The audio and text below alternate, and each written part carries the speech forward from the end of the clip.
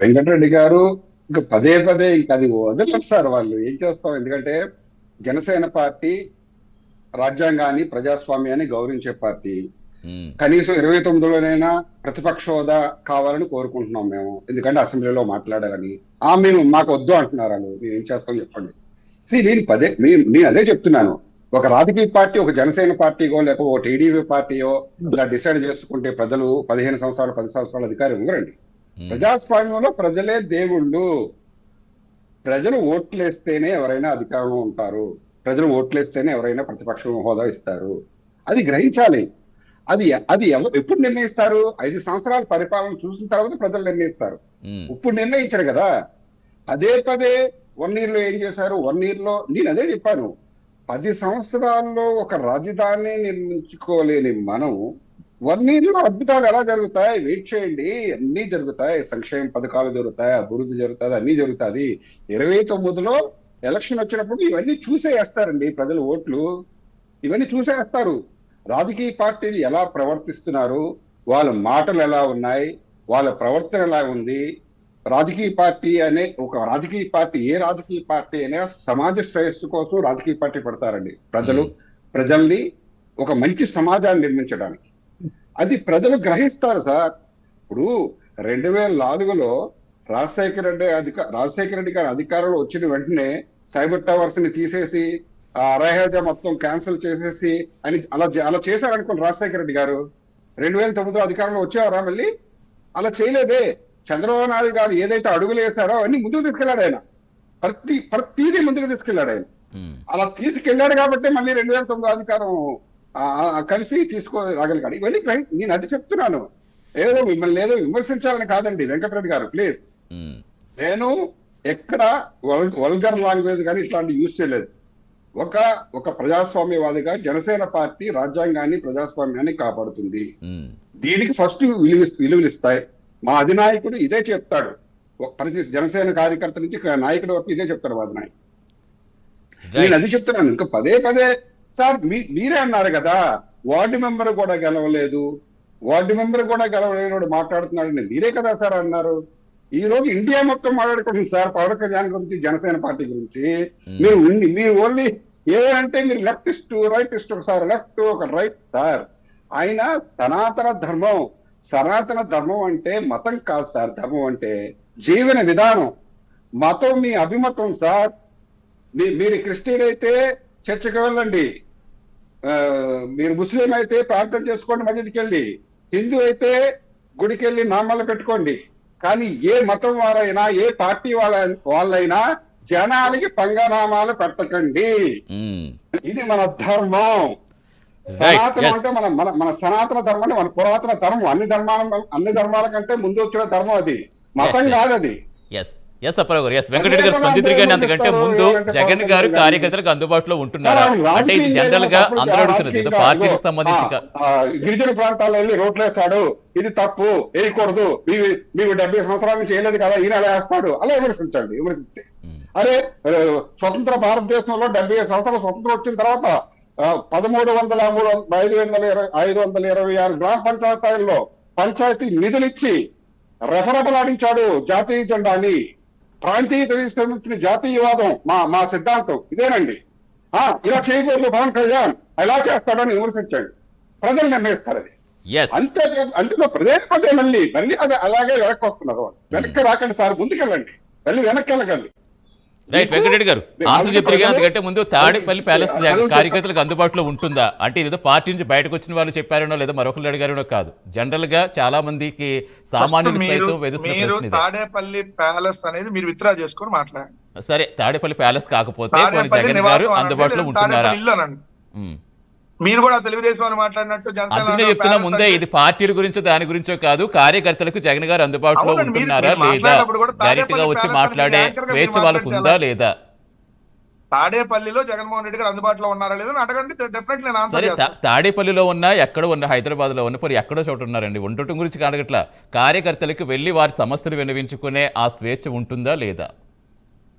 మీరు నిన్న ఇప్పుడు ఇందాక ఆయన చెప్తున్నారు, మన అజయ్ గారు నిన్న అంతా అక్కడికి వచ్చారు, ఎక్కడ జోగి రమేష్ గారు వాళ్ళ ఇంటికి పెళ్లికి పెద్ద ర్యాలీగా వచ్చారు, అవన్నీ రోడ్డు మీద వచ్చారు కదా అని. మరి కార్యకర్తల సమక్షంలోనే వచ్చింది.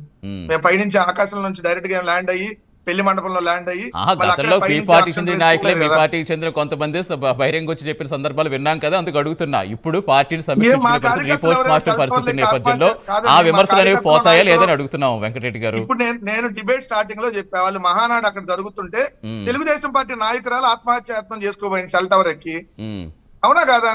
మీరు దాని మీద వదిలేశారు. మీ కార్యకర్తలకు మీరు అందుబాటులో ఉన్నారా? మా కార్యకర్తలకు మేము అందుబాటులోనే ఉన్నాం. అంటే మీరు కూడా ఎప్పుడైనా కలుస్తా అంటే చెప్పండి, మిమ్మల్ని కూడా తీసుకెళ్తా, మళ్ళీ పంపిస్తా. రెండోది వచ్చేటప్పటికి వీళ్ళు అడిగినట్టు సమాధానం చెప్పాలి కదా. చెప్పండి.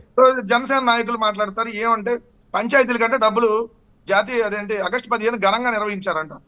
అలాగే తెలియనటువంటి విషయం ఏంటంటే అది పంచాయతీల డబ్బులు, రాష్ట్ర ప్రభుత్వం ఇవ్వాల డబ్బులు.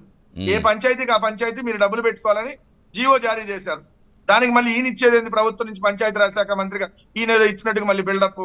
ఏ పంచాయతీ వాళ్ళు ఆ పంచాయతీలు 5,000 10,000 పెట్టి చేసుకోలేరు. దీనికి ఏదో ఈ పబ్లిసిటీ చంద్రబాబు నాయుడు మించిన పబ్లిసిటీ మీరు చేస్తారు. దీంట్లో సినిమా కదా, నేను హరిహర వీరమల్లు ఆ సినిమా ఒకటి ఉందని ఎవరికి తెలియదు, దాన్ని వచ్చి ఓవర్ పబ్లిసిటీ ఎందుకు డూప్ నటిస్తున్నాడు కదా.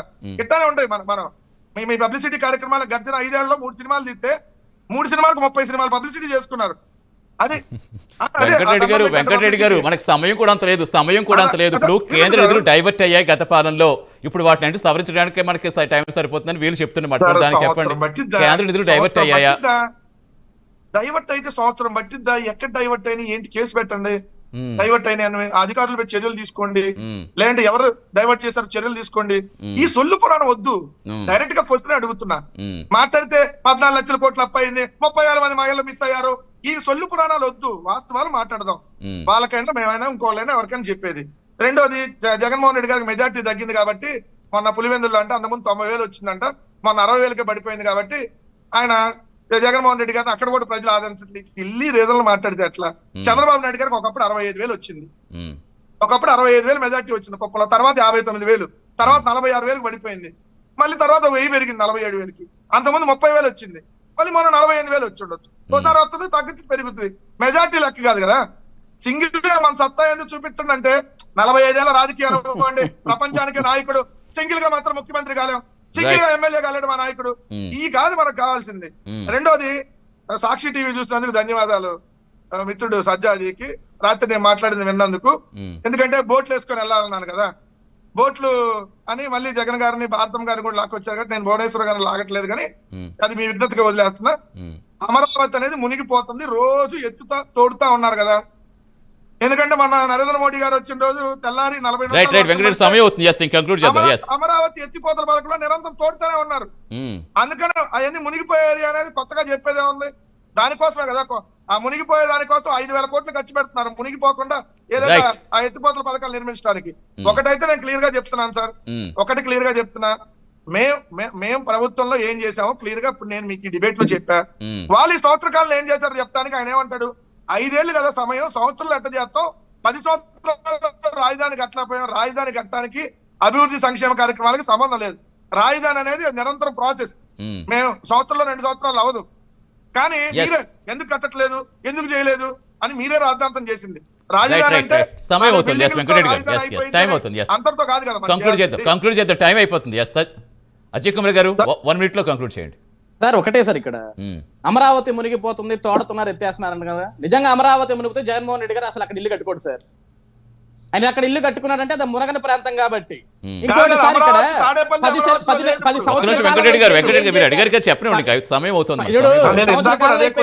సంవత్సర కాలం అయిపోయింది, ఏం చేశారని మాట్లాడుతున్నాం. జగన్మోహన్ రెడ్డి గారు పులివెందుల ఎమ్మెల్యే, ఒక పులివెందుల ఎమ్మెల్యే జగన్మోహన్ రెడ్డి గారు తన పులివెందుల నియోజకవర్గంలో ఏమీ జరగట్లేదని 10 నెలల నుంచి కనీసం ఒక్కసారి కూడా బయటికి రాలా. నేను జనవరిలో వస్తా, సంక్రాంతికి వస్తా, ఉగాదికి వస్తా, శ్రీరామనవమికి వస్తా, ప్రతిసారి బయటకు వస్తా, జనం కోసం పోరాడుతున్న జగన్ సంవత్సరం నుంచి జనంలోకి రాలా. నిజంగా సంవత్సర కాలంగా ప్రజలకు అన్యాయం జరిగితే, కూటమి ప్రభుత్వం న్యాయం చేయకపోతే జగన్ ఈ పార్టీకి రోడ్డు మీద అరవట్లేదంటే అన్ని మంచిగానే జరుగుతున్నాయి. కాదు వెంకటరెడ్డి గారు, పెళ్లికి వెళ్ళడానికి కార్యకర్తల్లో ధైర్యం నింపి ప్రయత్నం చేయడానికి తేడా ఉంటుంది కదా. దానికి కార్యక్రమం వేద్దాం సార్. లేకపోతే మీరు జనాల్లో లేడంటారు. పెళ్లి ఎవరిదండి? ఆ. పెళ్లి ఎవరిది? ఏమన్నా అయ్యో, ఆకాశంలో వెంకటరెడ్డి గారు పెళ్లికి వెంకటరెడ్డి గారు సావుకి వెంకటరెడ్డి గారు కావాలి. మీరు అలా కాదు కావాలి. వెంకటరెడ్డి గారు కావాలి. ప్రజల్లోకి మీ వెళ్తాం, కనపడదు. జిల్లాల వారి పర్యటనలు కావాలి. చేస్తామని మీ పార్టీ చెప్పిన ప్రశ్నలే ఇంకో వేరే పార్టీ వాళ్ళు చెప్పింది కాదు అది. అంటే ఎప్పుడు ప్రజలకు వస్తారని అడుగుతారు అంతే. తెలియదు దానికి కదా. మీ చెవులో ఎప్పుడు చెప్పాడు చేస్తారు? వచ్చి. జిల్లాల పర్యటనలు ఎవరు చేస్తాం, చెప్పాడు? ప్రజల్లోకి మీరు వస్తామని కూడా చెప్పారా లేదా? మీరు కూడా అందుకు ఒకరు బదాన్ని వేసుకొని మాట్లాడతారు. కూటమితో తెలుసు కాదండి, నేను జనరల్ గా చెప్తున్నా. ప్రజల్లో జనాల్లోకి జగన్ వస్తున్నారు అని చెప్పారా లేదా వెంకటరెడ్డి గారు? జనాల్లోకి జగన్ గారు వస్తున్నారని చెప్పారా లేదా? ముగించి మాట్లాడండి. నేను ఇందాక చెప్పా, తెలుగుదేశం మహానాడు జరుగుతుంటే ఆ తెలుగుదేశం నాయకురాలు సెల్ టవర్ ఎక్కింది. Yes. ఏం మీ నోరు ఏమైనా పోయిందా? ఎందుకు రైట్ వెళ్ళాలి మీరు? Right sir. అజయ్ గారు దానికంటే ఆన్సర్ ఇవ్వండి, దానికంటే ఆన్సర్ ఇవ్వండి.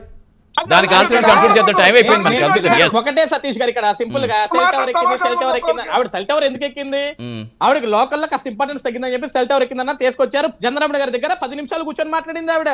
ఆహా, ఆ విజువల్ అవునా? పాప సాక్షికి దొరకలా.